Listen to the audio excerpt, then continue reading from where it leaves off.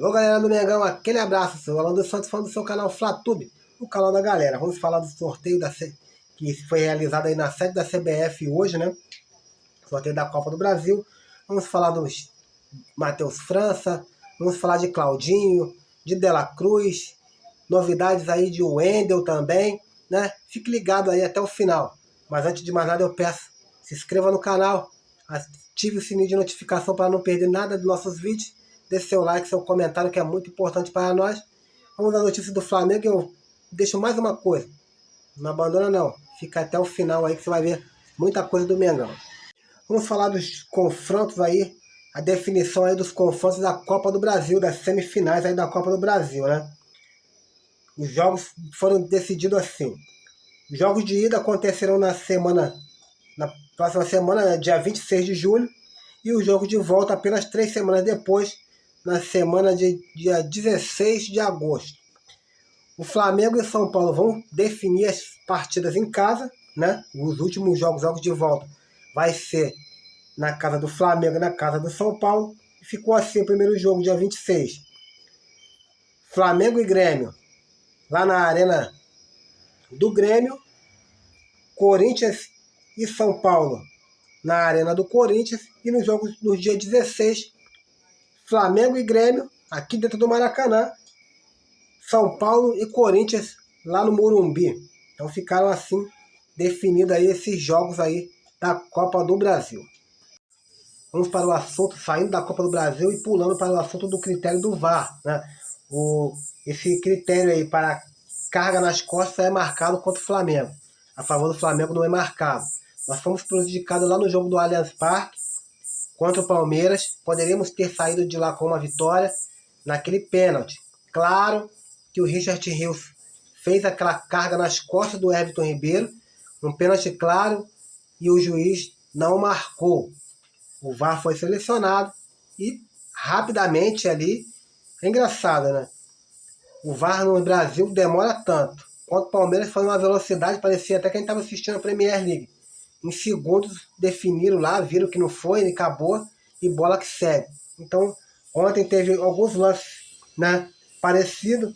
Dentro da área, o Arrascaeta ali atropelado pelo trem, pela locomotiva chamada Felipe Melo, porque só pode ser chamado de locomotiva, porque ele passou igual um trem-bala em cima do Arrascaeta, quase esmagando o Arrascaeta. E mesmo assim, nem sequer chamaram o VAR.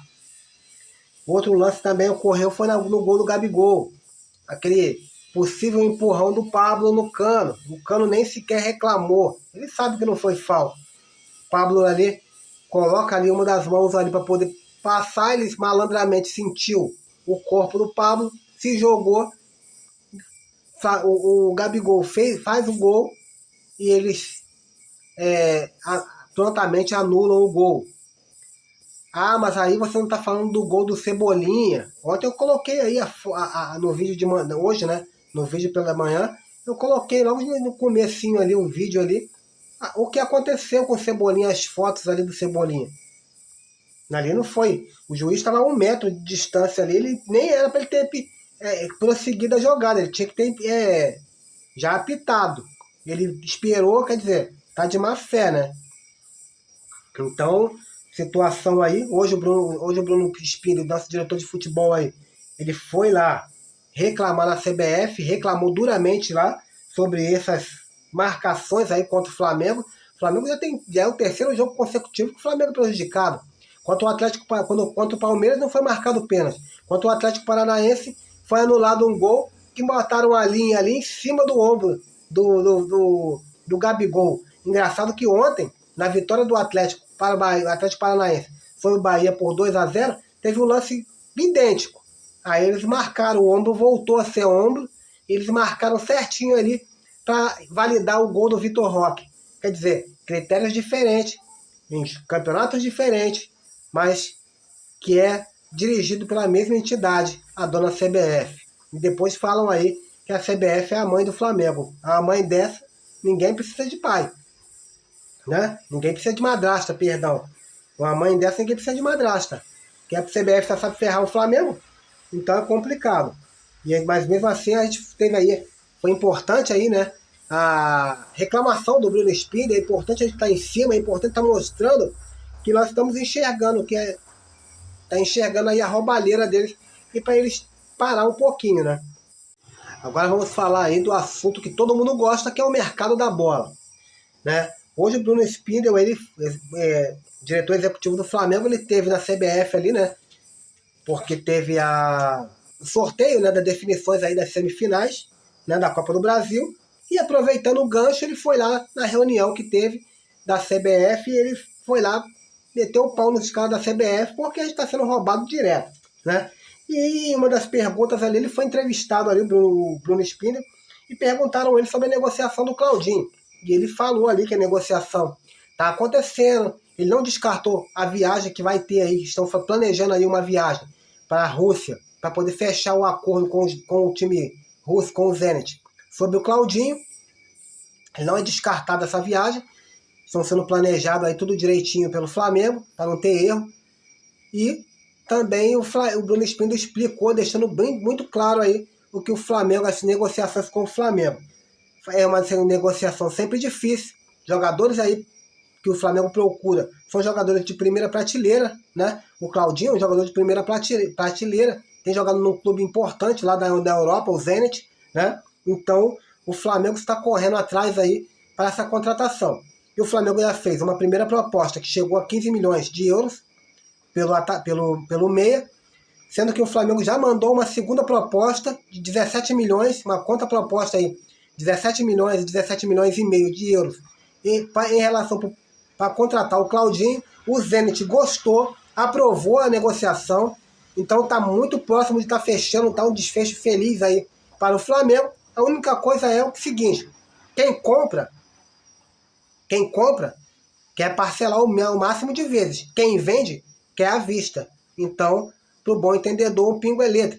Então é isso aí que eles estão fazendo. O Zenit quer o dinheiro à vista, né? Ou menos parcela possível, e o Flamengo, que está comprando, quer parcelar em várias vezes. Então, o que está pegando é essa tratativa aí. Mas, em breve, aí vai ser resolvido. É aquela famosa, quem me acompanha aqui no Flatube sabe que eu falo sempre da famosa queda de braço.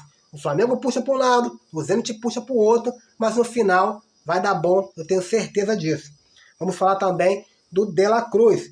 O De La Cruz que também não é descartado, não é um jogador ainda que está descartado. Eu falei no começo aqui, logo no começo do canal, alguns vídeos atrás, algumas semanas atrás aí, né? Eu falei que o De La Cruz seria difícil e não viria, porque o River Plate não quer desfazer do De La Cruz.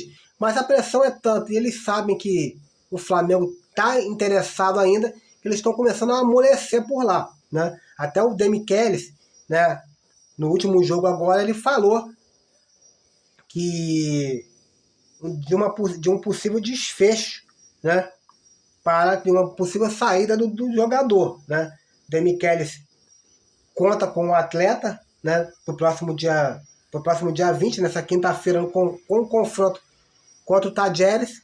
Seria interessante, você que tem aí a oportunidade de ver o campeonato argentino, seria importante se passar na televisão, é importante de ver esse confronto do Tajeres contra o De La Cruz, ou contra o River Plate, porque aí você vai ver o futebol do Rodrigo Garro contra o futebol do Nicolas De La Cruz. Rodrigo Garro, que é um atleta que está sendo destaque, é um meia que está sendo destaque lá na Argentina, um cara que eu sempre estou falando aqui no canal, vira e mexe estou falando aqui no canal, que se eu fosse os diretores do Flamengo, se eu tivesse nesse momento o poder da caneta na mão, esse jogador já estaria aqui no Flamengo, já teria ido lá e comprado.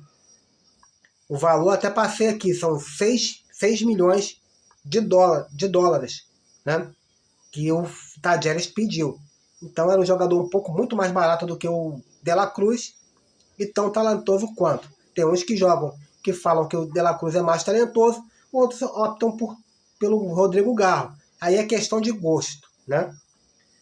Vamos falar também aí do Matheus França, né? O Spindle não negou aí que tem propostas aí do Matheus França. A primeira proposta do Crystal Palace ficou em torno de 15 milhões de euros. E mais umas tratativas ali que chegava mais ali um percentual que chegava mais ou menos a 21 milhões. Não era a proposta que o Flamengo queria.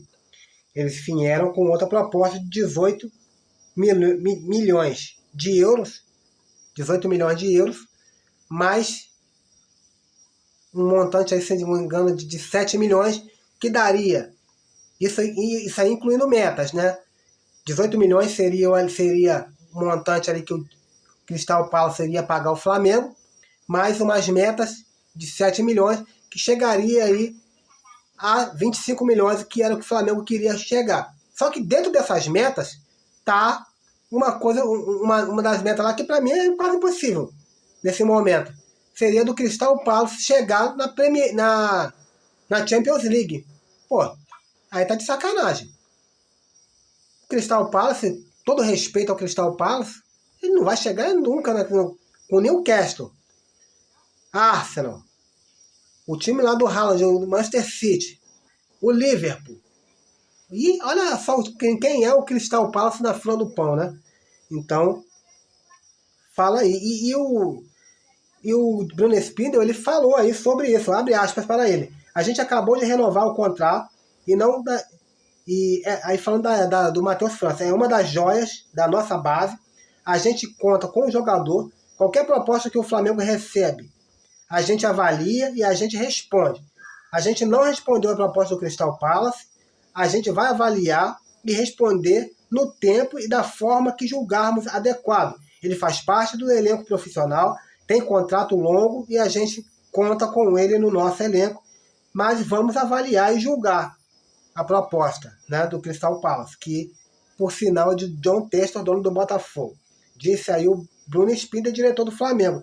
Então, para liberar a joia da base, o clube carioca deseja receber uma oferta de pelo menos 25 milhões de euros, cerca de 130 milhões, 135 milhões aí de reais aí.